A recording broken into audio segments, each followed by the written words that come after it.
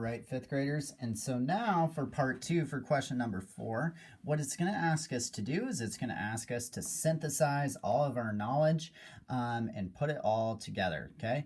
So if I'm looking at question 4A, list the properties that are shared by all of the rhombuses that you have worked with today. And so what I'm going to encourage you to do is I will go through each one of these sections. After I've gone through a section, check to be sure that you have each one of these characteristics. Okay, pause the video, and then when you're ready to keep going, you can keep moving.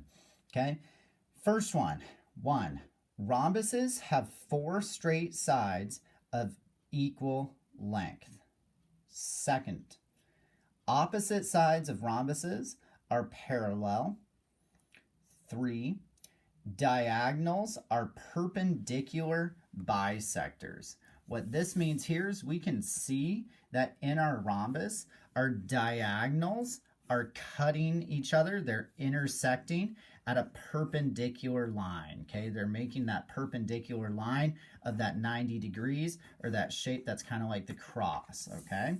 If you need, be sure and review the vocabulary video for geometry. 4, angles next to each other add up to 180, okay? So we can see here that our adjacent angles, 120 plus 60 gives me 180. In my rectangle, 90 plus 90 also gives me 180. So I would pause the video now, be sure you have that, and then we're going to keep moving for B. B, list the properties that are shared by all of the rectangles we worked with today. Rectangles have 4 straight sides. Opposite sides are parallel and equal in length. Rectangles have 4 right angles. Diagonals are equal and bisect each other. So we can see this reflected in our rectangle up here. 4 straight sides. 1, 2, 3, 4. Okay.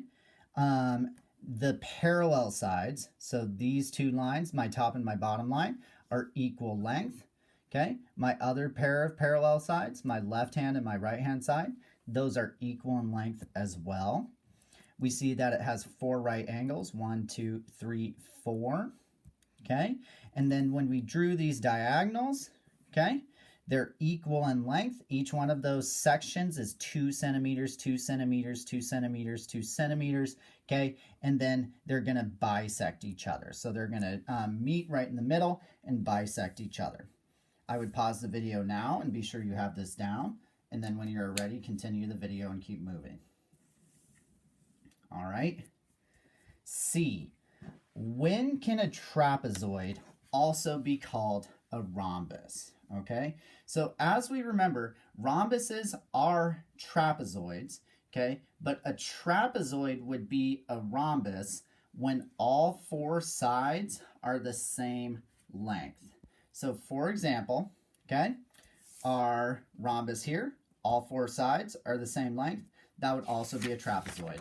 On our front side, our rhombus here, all 4 sides are the same length. That would also be a trapezoid. Okay, pause the video here and be sure you have that down for C.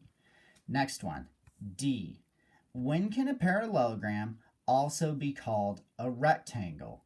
Okay, a parallelogram is a rectangle when all 4 angles are 90 degrees. So for example, on our front, we have 4 shapes, okay? All of these shapes are parallelograms, okay? But B, C, and D are going to be rectangles, okay? They have that 90-degree angle, okay? A would not be a rectangle because it does not have any right angles. Okay, so parallelograms will only be rectangles when the 4 angles are 90 degrees. Pause the video now and be sure you have this down. And when you're ready, unpause and keep moving. A quadrilateral, okay, for E. When can a quadrilateral also be called a rhombus? A quadrilateral can also be called a rhombus when all 4 sides are equal in length, okay?